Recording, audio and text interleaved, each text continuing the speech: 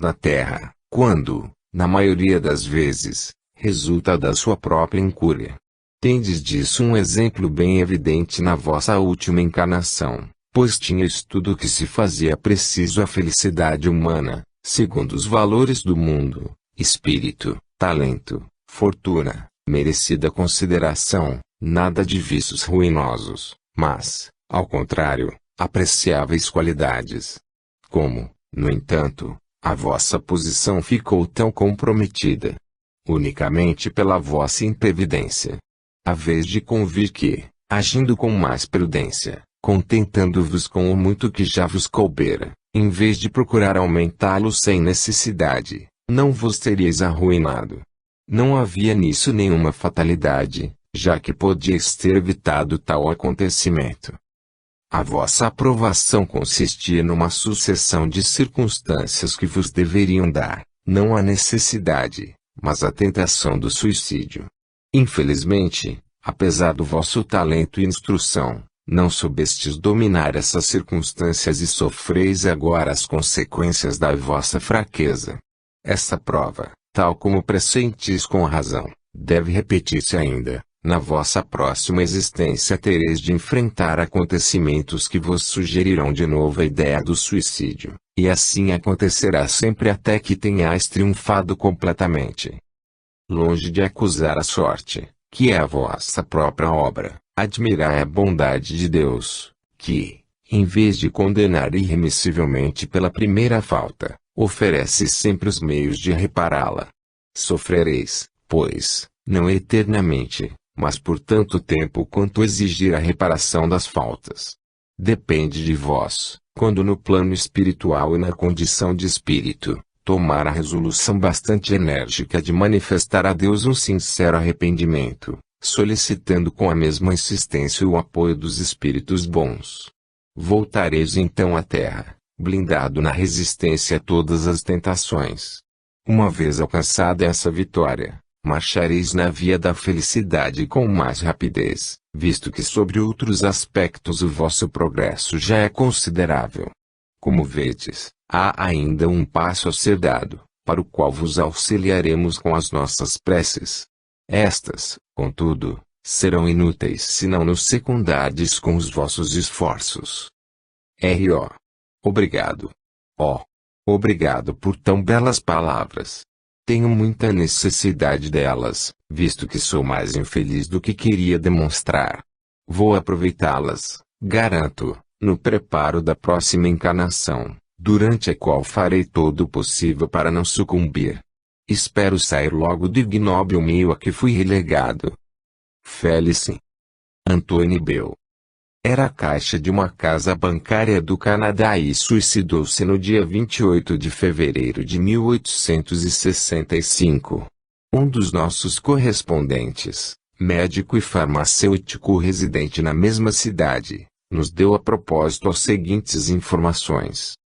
Conhecia-o havia perto de 20 anos, como homem pacato e chefe de numerosa família.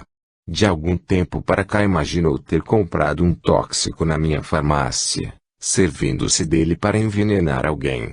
Muitas vezes vinha suplicar-me para lhe dizer a época de tal compra, tomado então de alucinações terríveis. Perdia o sono, lamentava-se, batia no peito. A família vivia em constante ansiedade, sobretudo no período em que dava expediente no banco, onde, aliás, escriturava os seus livros com muita regularidade, sem que jamais cometesse um só erro. Habitualmente dizia sentir dentro de si um ser que o fazia desempenhar com acerto e ordem a sua contabilidade. Quando parecia convencer-se da extravagância das suas ideias, exclamava: "Não, não, quereis enganar-me. Lembro-me.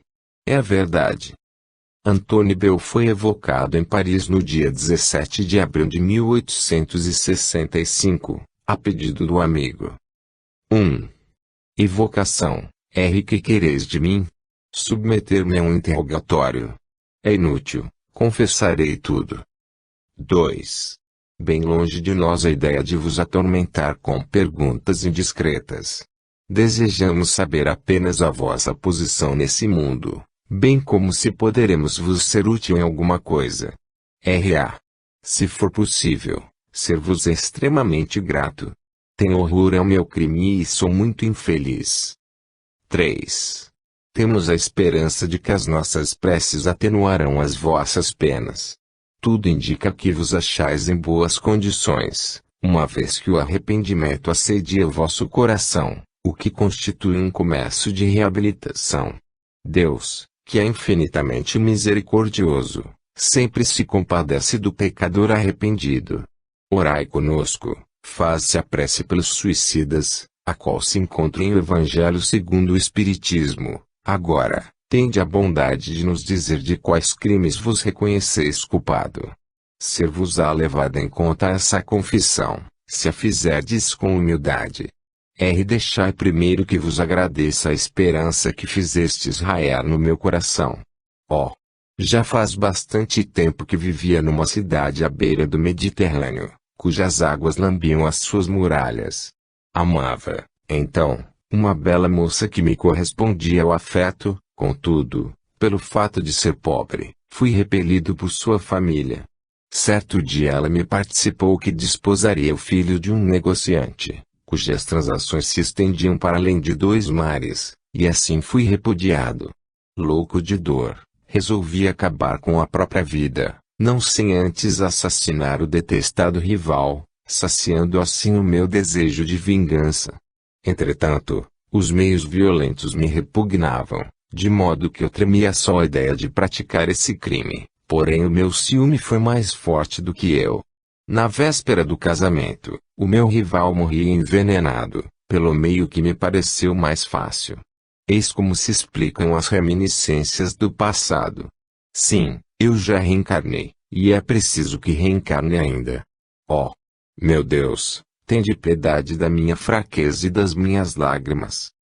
4. Deploramos essa infelicidade que retardou o vosso progresso e sinceramente vos lamentamos. Contudo, se vos arrependerdes, Deus se compadecerá de vós. Dizei-nos se chegastes a executar o vosso projeto de suicídio. Não, e confesso, para vergonha minha, que a esperança despontou novamente no meu coração, com o desejo de me aproveitar do crime já cometido. Mas os remorsos me traíram e acabei por expiar, no último suplício, aquele meu desvario, enforquei-me. 5. Na vossa última encarnação tinhais consciência do mal praticado na existência anterior? Somente nos últimos anos, e eis como eu era bom por natureza, e depois de submetido, como todos os homicidas, ao tormento da visão contínua da vítima, que me perseguia qual vivo remorso, dela me libertei depois de muitos anos, pelo arrependimento e pela prece. Recomecei outra existência, a última, que atravessei calmo e tímido. Tinha em mim como que vaga a intuição da minha inata fraqueza, bem como da falta anterior, cuja lembrança aguardava em estado latente. Mas um espírito obsessor e vingativo, que não era outro senão o pai da minha vítima, facilmente se apoderou de mim, fazendo reviver em meu coração, como se fosse num espelho mágico, as terríveis lembranças do passado. Ora influenciado por ele, ora por meu guia, que me protegia, eu era o envenenador e ao mesmo tempo o pai de família a ganhar pelo trabalho o sustento dos filhos. Fascinado por esse demônio obsessor, deixei-me arrastar ao suicídio.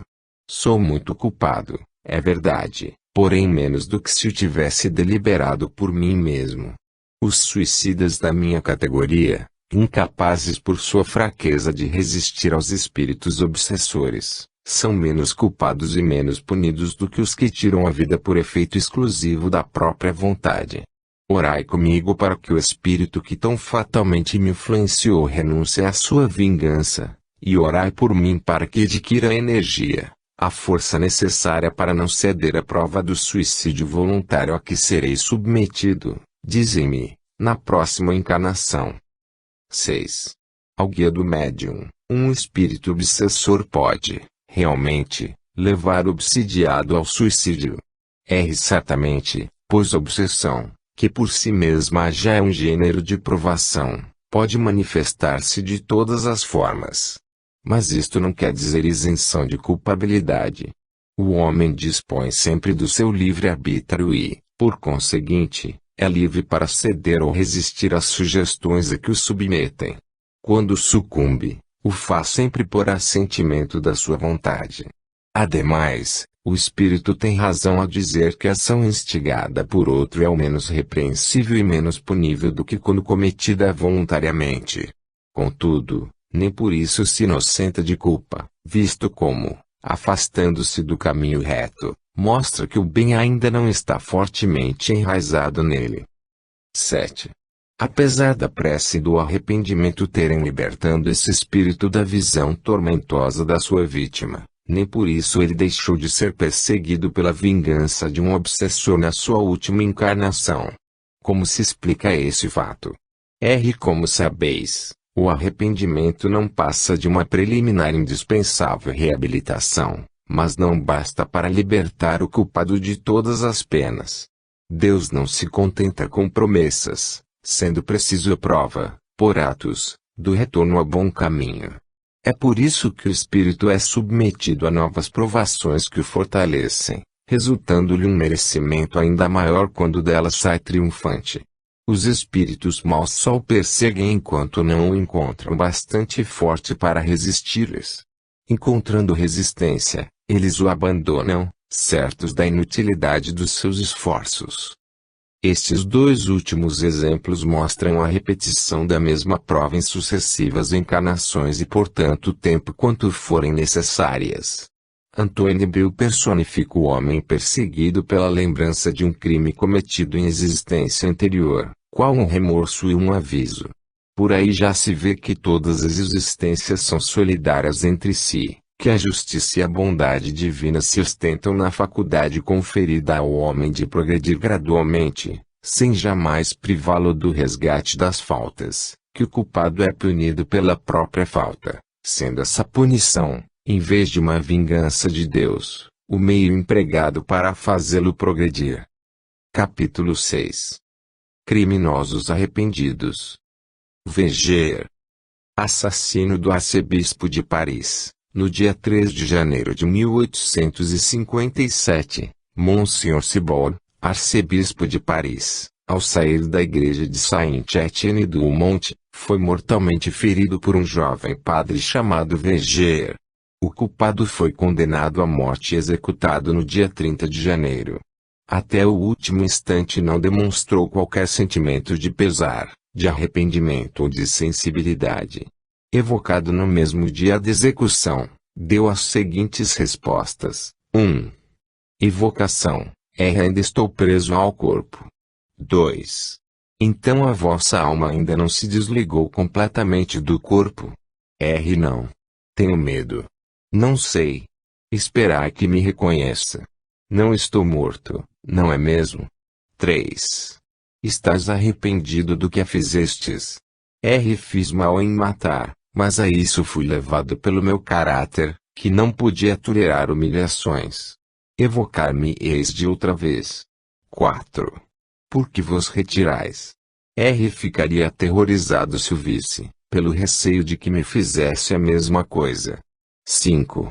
Mas nada tendes a temer, uma vez que a vossa alma está separada do corpo. Afastai toda inquietação, que não é razoável agora. Que quereis?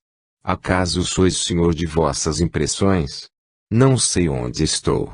Estarei louco. 6. Tratai de vos acalmar. Não posso, porque estou louco. Esperai. Vou recobrar toda a minha lucidez. 7. Se orasses, talvez pudesses concentrar os vossos pensamentos. Tenho medo. Não me atrevo a orar. 8. Orai, pois é grande a misericórdia de Deus. Oraremos convosco. Sim, a misericórdia de Deus é infinita, sempre acreditei nela. 9. Compreendeis melhor, agora, a vossa situação? Ela é tão extraordinária que ainda não posso compreendê-la. 10. Vedes a vossa vítima. Parece-me ouvir uma voz semelhante à sua, dizendo-me, não mais te quero. Será, talvez, refeito da minha imaginação? Estou louco, vos asseguro, pois vejo meu corpo de um lado e a cabeça de outro. E, contudo, vejo-me no espaço, entre a terra e o que o denominais céu. Sinto como o frio de uma faca, prestes a me decepar o pescoço. Mas isso é o medo da morte. Também me parece ver uma multidão de espíritos à minha volta, olhando-me compadecidos. Falam comigo, mas não os compreendo. 11. Haverá, entretanto, entre esses espíritos, cuja presença vos humilhe por causa do vosso crime. Apenas me apavora, o daquele a quem matei. 12. Lembrai-vos das existências anteriores. Não, tudo é vago. Creio sonhar. Ainda uma vez, preciso tornar a mim. 13. 3 dias depois, reconhecei-vos melhor agora. Sei que já não pertenço a esse mundo, e não o deploro. Lamento o que fiz, porém meu espírito está mais livre. Sei, além disso, que há uma série de existências que nos dão conhecimentos úteis, a fim de nos tornarmos tão perfeitos quanto possível a criatura humana. 14. Sois punido pelo crime que cometestes. Sim, é lamentável o que fiz e isso me faz sofrer. 15. De que maneira sois punido? Sou punido porque tenho consciência da minha falta, e para ela peço perdão a Deus. Sou punido porque reconheço a minha descrença em Deus, e porque sei que não devemos abreviar os dias de vida de nossos irmãos. Sou punido pelo remorso de ter adiado o meu progresso, enveredando por caminho errado, sem ouvir o grito da própria consciência que me dizia não ser pelo assassínio que alcançaria o meu objetivo. Deixei-me dominar pela inveja e pelo orgulho, enganei-me e me arrependo, pois o homem deve esforçar-se sempre por dominar as más paixões, o que deixei de fazer. 16. Que sensação experimentais quando vos evocamos?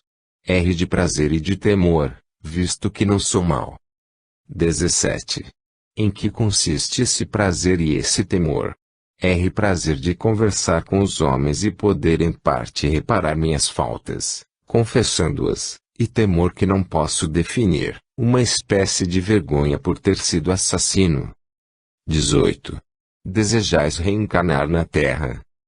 Sim, eu peço, desejo achar-me constantemente exposto ao assassínio, provando-lhe o temor. Monsenhor Cibor foi evocado e disse que perdoava o assassino e orava para que ele se arrependesse.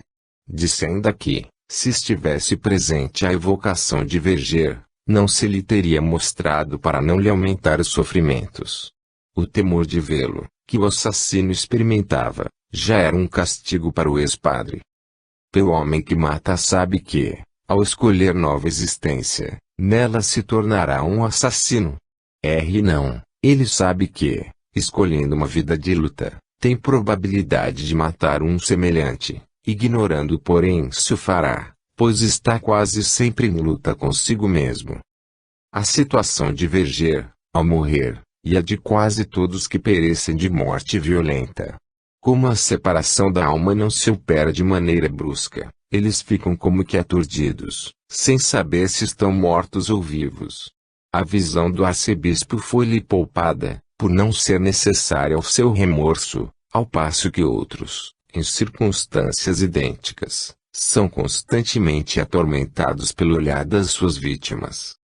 Como se não bastasse a enormidade do crime, Verger acrescentava a agravante de não se ter arrependido ainda em vida e, portanto, nas condições exigidas para a eterna condenação. Entretanto, tão logo deixou a terra, o arrependimento invadiu-lhe a alma e, repudiando o passado, deseja sinceramente repará-lo. A isso não impele o excesso de sofrimento, até porque nem mesmo teve tempo para sofrer, mas o grito dessa consciência que desprezou em vida, e que ora se lhe faz ouvir. Por que, então, não lhe levar em conta esse arrependimento? Porque estaria salvo do inferno, caso se arrependesse alguns dias antes, e não depois da morte. E porque Deus, misericordioso para com o penitente antes da morte, seria impiedoso depois, só porque se passaram algumas horas. Causa admiração a rápida mudança algumas vezes operada nas ideias de um criminoso que, impenitente e endurecido até o momento de deixar a vida, compreende a iniquidade de sua conduta e se arrepende, tão logo se veja no outro mundo. Contudo, esse resultado está longe de ser geral, pois se a regra fosse esta, não haveria espíritos maus. Como quase sempre o arrependimento é tardio, o castigo se prolonga por tempo muito mais dilatado. A obstinação no mal, durante a vida, provém às vezes do orgulho de quem recusa submeter-se e confessar os próprios erros, visto que o homem está sujeito à influência da matéria e fascinado pelo véu que lhe é lançado sobre as percepções espirituais. Roto esse véu, súbita luz o ilumina e ele volta à realidade. O pronto retorno aos melhores sentimentos é sempre um indício de um progresso moral realizado, que apenas aguarda uma circunstância favorável para se revelar, ao passo que a persistência mais ou menos longa do mal, depois da morte, é, incontestavelmente, a prova de atraso do espírito, no qual os instintos materiais sufocam o germe do bem, de modo a lhe serem precisas novas provações para se corrigir. Lemaire. Condenado à pena de morte pelo júri do Asne, e executado a 31 de dezembro de 1857. Evocado em 29 de janeiro de 1858. 1. Evocação. Aqui estou. 2. Vendo-nos, que sensação experimentais. Vergonha. 3. Guardastes a consciência até o último momento. Sim. 4. Após a execução tivestes imediata noção dessa nova existência. Eu estava imerso em grande perturbação, da qual, aliás, ainda não me libertei. Senti uma dor imensa, parecendo-me ser o coração quem a sofria. Vi rolar não sei que aos pés da guilhotina, vi o sangue que corria e mais pungente se tornou a minha dor. 4a. Era uma dor puramente física, análoga à que resultaria de um grave ferimento, da amputação de um membro, por exemplo. Não, imaginai antes um remorso, uma grande dor moral. 4b.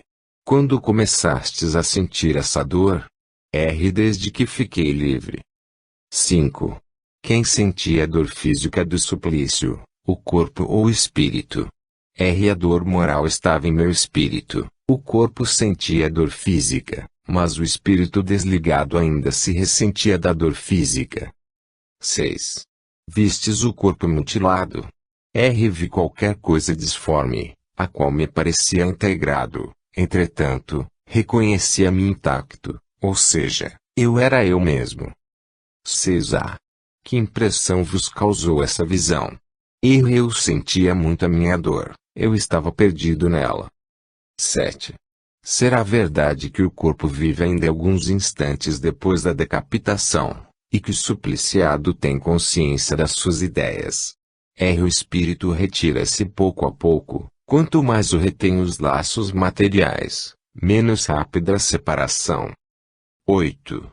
Dizem que se há notado movimentos e expressão de cólera na fisionomia de alguns supliciados, como se eles quisessem falar. Será isso efeito de contrações nervosas ou um ato da vontade?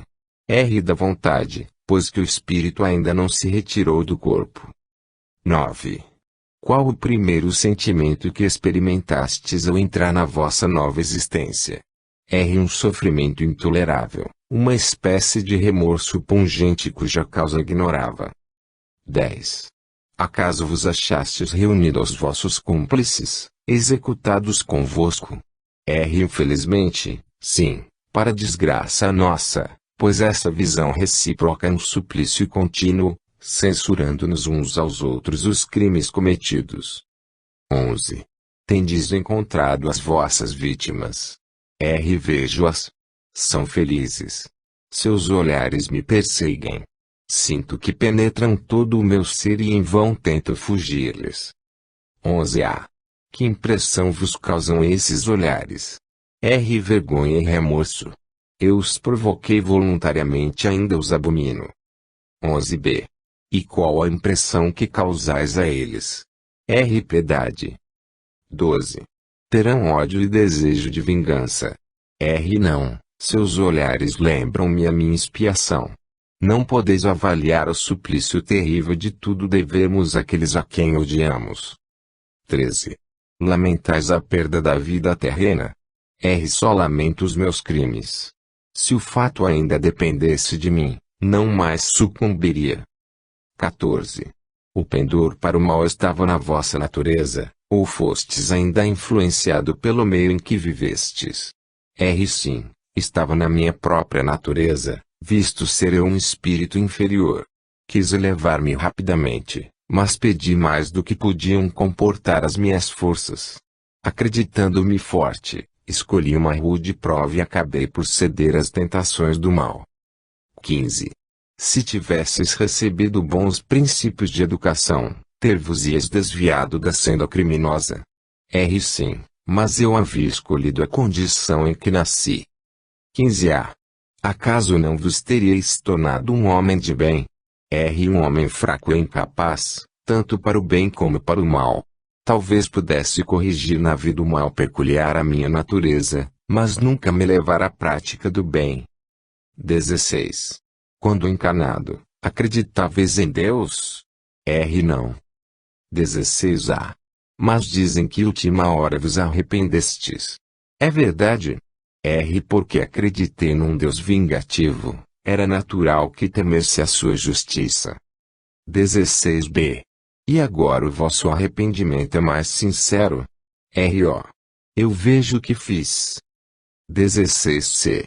Que pensais de Deus neste momento? Sinto, mas não compreendo. 17. Achais justo o castigo que vos aplicaram na terra? Sim. 18. Esperais obter o perdão dos vossos crimes? Não sei. 18a. Como esperais repará-los? Mediante novas provas, embora me pareça que existe uma eternidade entre elas e mim. 19. Onde vos achais agora? Carpindo meu sofrimento. 19a. Perguntamos qual o lugar em que vos encontrais. Perto do médium. 20. Já que estás aqui, sob que forma serias visto, se nos pudesses aparecer? Ver-me-eis sob a minha forma corpórea, a cabeça separada do tronco. 20a. Poderíeis aparecer-nos? Não, deixai-me. 21. Poderias dizer-nos como fugistes da prisão de Monte Didier? Nada mais sei. É tão grande o meu sofrimento, que apenas guardo a lembrança do crime. Deixai-me. 22. Poderíamos concorrer para vos aliviar esse sofrimento. Fazer votos para que a expiação sobrevenha sem demora. Benoist. Bordeaux, março de 1862. Um espírito apresenta-se espontaneamente ao médium, sob o nome de Benoist, dizendo ter morrido em 1704 e padecer horríveis sofrimentos. 1. Que fostes na terra. Frade sem fé. 2. A descrença foi a vossa única falta. Basta ela para arrastar as outras. 3. Podereis dar-nos alguns pormenores sobre a vossa vida. Ser-vos-á levada em conta a sinceridade da confissão. Pobre e indolente, ordenei-me, não por vocação, mas para ter uma boa posição na vida. Inteligente, consegui essa posição. Influente, abusei do poder. Vicioso, corrompi aqueles que tinha por missão salvar. Cruel, persegui os que me pareciam querer censurar os meus excessos. Os pacíficos foram por mim inquietados. A fome torturou muitas vítimas e a mil de seus gritos eram extintos pela violência. Agora, sofro todas as torturas do inferno, minhas vítimas ateiam o fogo que me devora. A luxúria e a fome insaciáveis me perseguem, a sede me queime os lábios escaldantes, sem que uma gota d'água lhes caia em refrigério. Tudo se volta contra mim. Orai! Orai pelo meu espírito. 4. As preces feitas pelos finados deverão ser-vos atribuídas como aos outros. Acreditais que sejam edificantes, e, no entanto, elas têm para mim o valor das que eu fingia fazer. Como receber o salário, se não executei meu trabalho? 5. Nunca vos arrependestes. Há muito tempo, mas ele só veio pelo sofrimento. E como fui surdo ao clamor de vítimas inocentes, o Senhor também é surdo aos meus clamores. Justiça. 6. Já que reconheceis a justiça do Senhor, confiai na sua bondade e clamai pelo seu auxílio. Os demônios berram mais forte do que eu, seus gritos sufocam-me, enchem-me a boca de piche fervente. Eu o fiz, grande. O Espírito não conseguiu escrever a palavra Deus. 7. Não estáis suficientemente liberto das ideias terrenas de modo a compreender que essas torturas são todas morais. Sofro-as. Sinto-as. Vejo os meus carrascos, que têm todos uma cara conhecida, um nome que repercute em meu cérebro. 8. Mas que poderia impelir-vos à prática de tantas infâmias? Os vícios de que me achava saturado, a brutalidade das paixões. 9. Nunca implorastes a assistência dos espíritos bons para vos ajudarem a sair dessa situação? Eu apenas vejo os demônios do inferno. 10. Quando encarnado, temíeis esses demônios? Não, absolutamente, só acreditava no nada. Os prazeres constituíam meu culto, não importa a que preço. As divindades do inferno não me abandonaram. Como lhes consagrei a vida, elas não me deixarão mais. 11. Não vislumbrais um termo para esses sofrimentos. O infinito não tem termo. 12. Mas Deus é infinito na sua misericórdia, e tudo pode ter um fim, desde que Ele o queira. Se Ele o quisesse. 13.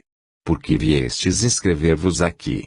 Nem eu mesmo sei, mas queria falar e gritar para que me aliviassem. 14. E esses demônios não vos impedem de escrever? Não, mas se conservam à minha frente e esperam-me. Também por isso, eu desejaria não terminar. 15. É a primeira vez que escreveis desse modo? Sim. 15a. E sabíeis que os espíritos podiam assim aproximar-se dos homens? Não. 15b. Como, pois, o percebestes? Não sei. 16. Que sensações experimentastes ao aproximar-vos de mim? Uma espécie de entorpecimento dos meus terrores. 17. Como vos destes conta de que estáveis aqui? Como quando se acorda. 18. Como procedestes para comunicar comigo? Não posso compreender, mas tu também não sentiste. 19. Não se trata de mim, mas de vós. Procurai assegurar-vos do que fazeis enquanto eu escrevo. És o meu pensamento, eis tudo. 20. Não tivestes, pois, o desejo de me fazer escrever. Não, sou eu quem escreve, e tu pensas por mim. 21. Procurai assegurar-vos do vosso estado, porque os espíritos bons que nos cercam vos ajudarão. Não, pois os anjos não vêm ao inferno. Tu não estás só. 21a. Vede em torno. Sinto que me auxiliam a atuar sobre ti. A tua mão me obedece. Não te toco, aliás, e seguro-te. Como? Não compreendo. 22. Implorai a assistência dos vossos protetores. Vamos rogar juntos. Queres deixar-me? Fica comigo, porque eles se repulsarão de mim. Por favor. Fica. Não te vás. 23. Não posso demorar-me por mais tempo. Voltai diariamente para orarmos juntos e os espíritos bons vos auxiliarão. Sim, desejo perdão. Orai por mim, que não posso fazê-lo. O guia do médium, coragem, meu filho, porque lhe será concedido o que pedes, embora esteja ainda longe o termo da expiação. As atrocidades que ele cometeu não têm número nem conta, e maior é a sua culpa porque possui inteligência, instrução e luzes para guiar-se.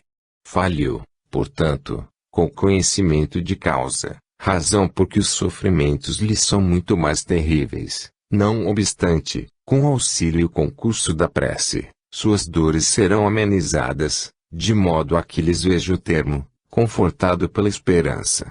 Deus o vê no caminho do arrependimento, e já lhe concedeu a graça de poder comunicar-se, a fim de ser encorajado e confortado.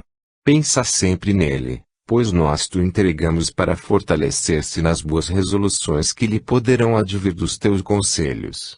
Ao arrependimento sucederá o desejo da reparação, e então ele pedirá uma nova existência para praticar o bem como compensação do mal que fez. Quando Deus estiver satisfeito a seu respeito e o vir resoluto e firme, fale-a entrever as divinas claridades que o haverão de conduzir à salvação, recebendo no seu seio qual pai é o filho pródigo. Tem confiança, e nós te ajudaremos a realizar a tua obra. Paulinho. Colocamos este espírito entre os criminosos, embora não atingido pela justiça humana, porque o crime se contém nos atos, e não no castigo aplicado pelos homens. O mesmo se dá com o seguinte. O espírito de Castelnaudary. Numa pequena casa perto de Castelnaudary ocorriam barulhos estranhos e manifestações diversas que levaram a considerá-la como assombrada por algum gênio mau. Por conta disso, foi exorcizada em 1848 e nela colocaram grande número de imagens de santos. Então, querendo habitá-la, o Senhor D. mandou fazer reparos e retirar as imagens. Depois de alguns anos, ali morreu subitamente. Seu filho, que a ocupa atualmente, ou pelo menos a ocupava até pouco tempo, recebeu certo dia, ao entrar num aposento, forte bofetada de mão invisível. Como estivesse completamente só, não duvidou que proviesse de uma fonte oculta. Agora não quer mais ficar lá e vai deixá-la definitivamente. Há, na região, a tradição segundo a qual um grande crime fora cometido naquela casa. O espírito que deu a bofetada foi evocado na Sociedade de Paris, em 1859. E se manifestou por sinais de tal violência que foram inúteis todos os esforços para acalmá-lo. Interrogado a respeito, São Luís respondeu, é um espírito da pior espécie, verdadeiro monstro, fizemo-lo comparecer, mas a despeito de tudo quanto lhe dissemos não foi possível obrigá-lo a escrever. Ele tem o seu livre-arbítrio, do qual o infeliz tem feito triste uso. Este espírito é suscetível de melhora. Por que não? Não o são todos, este como os outros. É possível, no entanto, que haja alguma dificuldade nisso, porém a permuta do bem pelo mal acabará por sensibilizá-lo. Ora em primeiro lugar e, se evocardes daqui a um mês, vereis a transformação operada. Novamente evocado mais tarde, o espírito mostrou-se mais brando e, pouco a pouco, submisso e arrependido.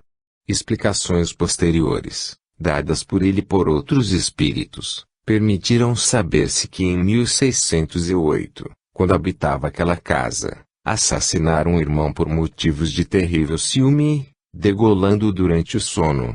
Alguns anos mais tarde, também havia assassinado a esposa. Morreu em 1659, com 80 anos. Sem que houvesse respondido por estes crimes, que pouca atenção despertavam naquela época de confusões. Depois da morte, jamais cessara de praticar o mal, provocando vários acidentes naquela casa. Um médium vidente que assistiu à primeira evocação viu no momento em que pretendiam forçá-lo a escrever, sacudindo violentamente o braço do médium. Seu aspecto era terrível. Trajava uma camisa ensanguentada e tinha na mão um punhal. 1. P. A São Luís, tende a bondade de nos descrever o gênero de suplício deste espírito. É atroz, porque está condenado a habitar a casa em que cometeu o crime, sem poder fixar o pensamento em outra coisa que não no crime, tendo-o sempre diante dos olhos e acreditando na eternidade de tal tortura. Vê-se constantemente no momento em que cometeu o crime, Qualquer outra recordação lhe foi retirada e interdita toda comunicação com qualquer outro espírito. Na terra, só pode permanecer naquela casa, e no espaço só lhe restam solidão e trevas. 2. Haveria um meio de o desalojar dessa casa. Qual seria esse meio? Há um meio muito fácil para nos livrarmos das obsessões de semelhantes espíritos: orar por eles. Contudo, é precisamente isso que se deixa de fazer quase sempre, preferindo-se intimidá-los com exorcismos que, aliás, os divertem bastante. 3. Incutindo nas pessoas interessadas a ideia de orar pelo obsidiado, e fazendo-o também nós, conseguiríamos desalojar o espírito obsessor? Sim, mas notai que eu disse para orar, e não para mandar orar. 4. O espírito já se encontra em tal situação há 2 séculos. Como apreciará todo esse tempo? Como se ainda fosse encarnado. Nesse caso, o tempo lhe parecerá tão longo, mais longo ou menos longo do que quando estava na Terra. Mais longo, o sono não existe para ele. 5. Disseram-nos que o tempo não existe para os espíritos e que um século, para eles, não passa de um ponto na eternidade. Então esse fato não se dá com todos os espíritos. Não, por certo. Isto só acontece com os espíritos que já atingiram um grau de adiantamento muito elevado. Para os inferiores, porém, o tempo pode ser muito longo, sobretudo quando sofrem. 6. De onde vinha esse espírito antes da sua encarnação? Tivera uma existência entre tribos das mais ferozes e selvagens e, precedentemente, vinha de um planeta inferior à Terra. 7. Esse espírito é punido agora com toda severidade pelo crime que cometeu. Se porventura os tivesse cometido, como é de supor, quando vivia entre os selvagens, seria punido com o mesmo rigor. Com menos rigor, pois, sendo mais ignorante, não tinha alcance da extensão do delito. 8. O estado em que se vê esse espírito é dos seres vulgarmente designados por danados. De modo algum, pois há condições ainda mais horrorosas. Os sofrimentos estão longe de ser os mesmos para todos, mesmo para crimes semelhantes, variando conforme seja o culpado mais ou menos acessível ao arrependimento. Para este, a casa em que cometeu aquele crime é o seu inferno, outros trazem esse inferno em si mesmos, pelas paixões que os atormentam e que eles não podem saciar. 9. Apesar da sua inferioridade, este espírito é sensível aos efeitos da prece. Já verificamos a mesma coisa em relação a outros espíritos igualmente perversos e da mais grosseira natureza. Como é possível a existência de espíritos mais esclarecidos, de inteligência mais desenvolvida, que demonstram completa ausência de bons sentimentos e até se riem de tudo o que há de mais sagrado, não se comovendo com coisa alguma nem dando tréguas ao seu cinismo? A prece só é eficaz para o espírito que se arrepende, para aqueles que, levados pelo orgulho, se revoltam contra Deus e persistem no erro, exagerando-os mesmo, tal como procedem os infelizes. Para esses a prece nada adianta, nem adiantará, senão quando uma fagulha de arrependimento começar a germinar-lhes na consciência. A ineficácia da prece é também para eles um castigo, só alivia os que não se acham de todo endurecidos. 10. Quando se vê um espírito insensível à ação da prece, será motivo para que se deixe de orar por ele?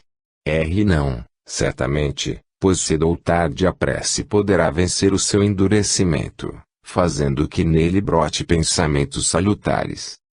O mesmo sucede com certos doentes nos quais a ação medicamentosa só se torna efetiva depois de muito tempo e vice-versa. Compenetrando-se bem de que todos os espíritos são perfectíveis, isto é, aptos ao progresso, e que nenhum é fatal e eternamente voltado ao mal, fácil nos será conceber a eficácia da prece em qualquer circunstância. Por mais ineficaz que ela possa parecer-nos à primeira vista, o certo é que possui germens em si mesma, bastante benéficos, para bem predisporem o espírito, quando não o afetam imediatamente. Seria, pois, erro desanimarmos por não colher dela imediato resultado. 11. Quando este espírito reencarnar, qual será sua categoria? Depende dele do arrependimento que então tiver. Muitos colóquios com este espírito deram como resultado notável transformação do seu moral.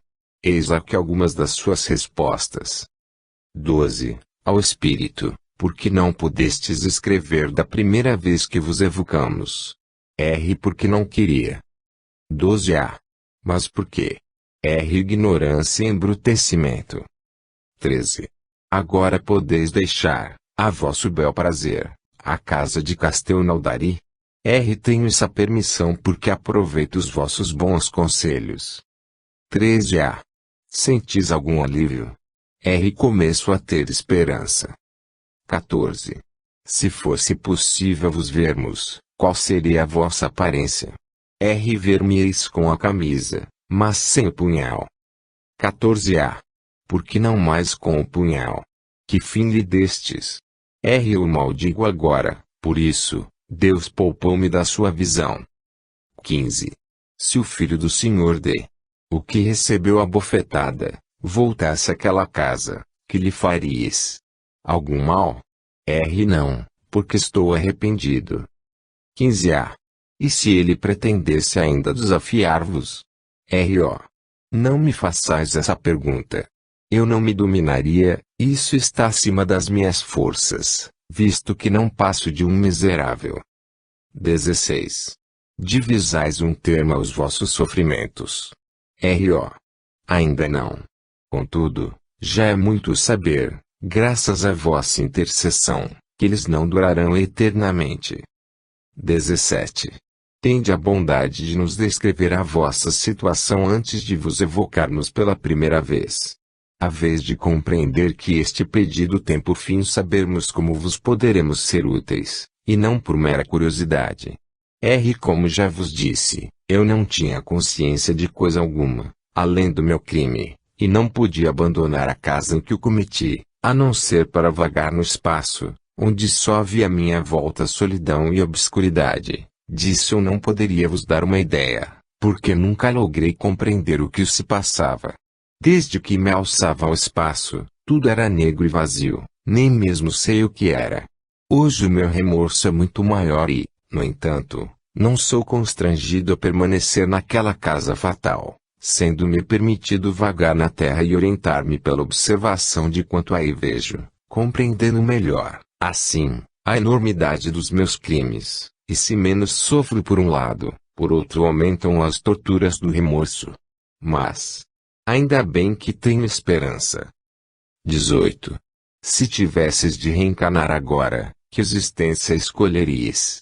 Ainda não meditei suficientemente sobre isso. 19. Durante o vosso longo insulamento, e quase podemos dizer cativeiro, experimentastes algum remorso? Nenhum, e por isso sofri tão longamente. Só quando senti foi que lhe provocou, sem que disso me desse conta, as circunstâncias determinantes da vossa evocação, a qual devo o começo da minha libertação. Obrigado, pois, a vós, que tivestes piedade de mim e me esclarecestes.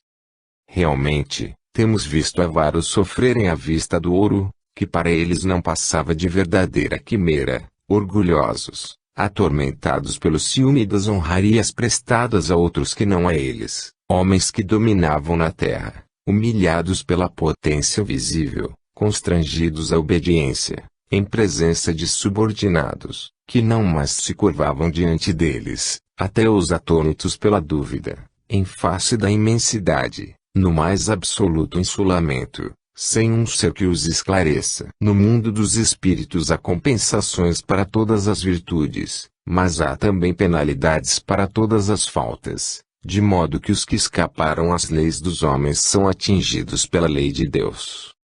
Devemos ainda notar que as mesmas faltas, embora cometidas em circunstâncias idênticas, são diversamente punidas, conforme o grau de adiantamento intelectual do espírito que as cometeu.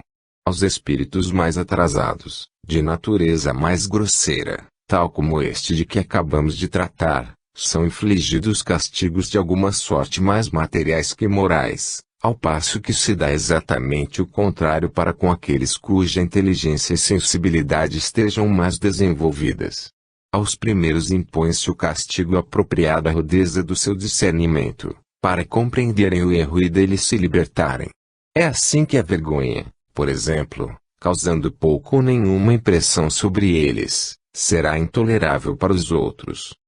Neste Código Penal divino, a sabedoria, a bondade e a previdência de Deus para com as suas criaturas revelam-se até nas mínimas particularidades. Tudo é proporcionado e combinado com admirável solicitude para facilitar aos culpados os meios de reabilitação.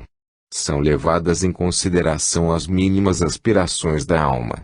Pelos dogmas das penas eternas, ao contrário, no inferno são confundidos os grandes e os pequenos criminosos, os culpados de momento e os reincidentes obstinados, os endurecidos e os arrependidos.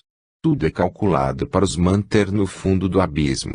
Não se lhes oferece nenhuma tábua de salvação. Uma única falta pode precipitá-los para sempre nesse abismo, não lhes sendo de nenhum proveito qualquer benefício que hajam feito. De que lado, pois, se encontra a verdadeira justiça, a verdadeira bondade? Esta evocação nada tem de casual, e como deveria ser útil a esse infeliz, visto que ele já começava a compreender a enormidade do seu crime, os espíritos que velavam por ele julgaram oportuno que chegara o momento de dar-lhe esse socorro eficaz, facilitando-lhe então as circunstâncias propícias. É um fato que temos visto reproduzir-se com muita frequência. Perguntar-se-á que seria deste espírito se não fosse evocado, bem como de todos os sofredores que não o podem ser, assim como daqueles em que não se pensa. Poderíamos responder que os meios de que Deus dispõe para salvar as criaturas são inumeráveis, sendo a evocação um dentre esses meios, porém, não o único, certamente, visto que ele não esquece nenhuma de suas criaturas. Além disso, as preces coletivas devem exercer a sua cota de influência sobre os espíritos acessíveis ao arrependimento. Deus não poderia subordinar a sorte dos espíritos sofredores à boa vontade e aos conhecimentos dos homens. Desde que estes conseguiram estabelecer relações regulares com o mundo invisível, uma das primeiras consequências do Espiritismo foi o ensino dos serviços que por meio dessas relações podem prestar aos seus irmãos desencarnados. Quis Deus, por esse meio, provar a solidariedade existente entre todos os seres do universo e dar uma lei da natureza como base ao princípio da fraternidade. Ao abrir esse novo campo ao exercício da caridade, Deus mostra aos homens o lado verdadeiramente útil e sério das evocações, até então desvirtuadas do seu fim providencial pela ignorância e pela superstição. Aos espíritos sofredores jamais faltaram socorros em qualquer época. E se as evocações lhes proporcionam uma nova via de salvação, talvez aproveitem mais ainda aos encarnados, por lhes proporcionar novos meios de fazer o bem, instruindo-se ao mesmo tempo sobre as verdadeiras condições da vida futura. Jacques Latour, assassino condenado pelo júri de Foix e executado em setembro de 1864. Numa reunião íntima de cerca de 8 pessoas, ocorrida em Bruxelas no dia 13 de setembro de 1864, e a qual estávamos presente, foi pedido a um médium que tomasse do lápis para escrever. Logo em seguida, e sem que houvéssemos feito qualquer evocação especial, o médium foi tomado de extraordinária agitação e começou a traçar caracteres muito grossos, após o que rasgou o papel e exclamou: "Arrependo-me! Arrependo-me!" Latour. Surpreendidos com a inesperada comunicação, de modo algum provocada, já que ninguém havia pensado nesse infeliz, cuja morte até então era ignorada por boa parte dos assistentes, dirigimos ao espírito palavras de conforto e comiseração, fazendo-lhe em seguida esta pergunta: que motivo vos levou a manifestar-se aqui, e não em outro lugar, uma vez que não vos evocamos? O medianeiro, que também era excelente médium psicofônico, respondeu de viva voz o que lhe transmitia o Espírito.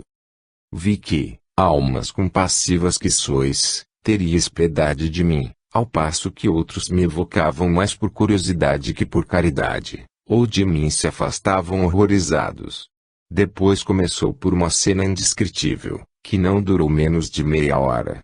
O médium, associando os gestos e a expressão da fisionomia à palavra, deixava patente a identificação do espírito com a sua pessoa. Às vezes, esses gestos de desespero mostravam tanta aflição, que desenhavam vivamente o seu sofrimento. O tom da voz era tão compungido, as súplicas tão veementes, que ficávamos profundamente comovidos. Alguns estavam mesmo aterrorizados com a superexcitação do médium, mas nós sabíamos que a manifestação de um ente arrependido, que implora piedade, não poderia oferecer nenhum perigo. Se ele buscou os órgãos do médium, é que melhor desejava tornar clara a sua situação, a fim de que mais nos interessássemos pela sua sorte, e não como os espíritos obsessores e possessores, que visam apoderar-se dos médiuns para os dominarem. Tal manifestação lhe fora talvez permitida não só em benefício próprio, como também para edificação dos circunstantes. Ei-lo a exclamar, ó! Sim, piedade! Muito necessito dela, pois não sabeis o que sofro. Não o sabeis, e não podereis compreendê-lo. É horrível. A guilhotina. Que vale a guilhotina, comparada a este sofrimento de agora? Nada. É um instante. Este fogo que me devora, sim, é a pior, porque é uma morte contínua, sem tréguas nem repouso. Sem fim. E as minhas vítimas ali estão ao redor, a mostrar-me suas feridas, a perseguir-me com seus olhares. Aí estão e vejo-as todas. Todas. Sem poder fugir-lhes. E este mar de sangue? E este ouro manchado de sangue? Tudo aí está. Tudo. E sempre ante meus olhos. Não sentis o cheiro de sangue? Sangue, sempre sangue. E as pobres vítimas a implorar, e eu a feri-las sempre. Sempre. Impiedosamente. O sangue inebria-me. Acreditava que depois da morte tudo estaria terminado, e assim foi que afrontei o suplício e o próprio Deus, renegando-o. Entretanto, quando me julgava aniquilado para sempre, que terrível despertar! Eu me via cercado de cadáveres, de espectros ameaçadores, os pés atolados em sangue. Acreditava-me morto e estou vivo. Horrendo. Horrendo. Mais horrendo que todos os suplícios da terra. Ah! Se todos os homens pudessem saber o que há para além da vida, saberiam também quanto custam as consequências do mal. Por certo não haveria mais assassínios, nem criminosos, nem malfeitores. Quisera que todos os assassinos pudessem ver o que eu vejo e sofro. Oh! Então deixariam de sê-lo, porque é horrível este sofrimento. Bem sei que o mereci, ó! Meu Deus, porque também eu não tive compaixão das minhas vítimas, repeli as suas mãos suplicantes quando imploravam que as poupasse. Sim, fui cruel, matando-as covardemente para roubá-las. Fui ímpio e fui blasfemo também, renegando o vosso sagrado nome. Quis enganar-me, porque queria convencer-me de que não existíeis. Meu Deus, eu sou grande criminoso. Agora o compreendo. Mas não tereis piedade, Senhor. Piedade. Eu vos peço, não sejais inexorável, libertai-me destes olhares odiosos, destes espectros horríveis, deste sangue, das minhas vítimas, cujos olhares, quais punhaladas, me varam o coração. Vós outros que estáis aqui, que me ouvis, sede bondosos, almas caritativas. Sim, eu vejo, sei que tendes piedade de mim, não é verdade? Haveis de orar por mim. Ó! Eu vos suplico, não me repelais. Pedireis a Deus que me tire este horrível espetáculo diante os olhos, e Ele vos ouvirá porque sois bons. Eu vos imploro, não me repelais como fiz outrora com os outros. Orai por mim. Os assistentes, Sensibilizados diante de tanto sofrimento, dirigiram-lhe palavras de conforto e consolação. Deus, disseram-lhe, não é inflexível, apenas exige do culpado um arrependimento sincero, assim como o desejo de reparar o mal praticado. Uma vez que o vosso coração não está petrificado,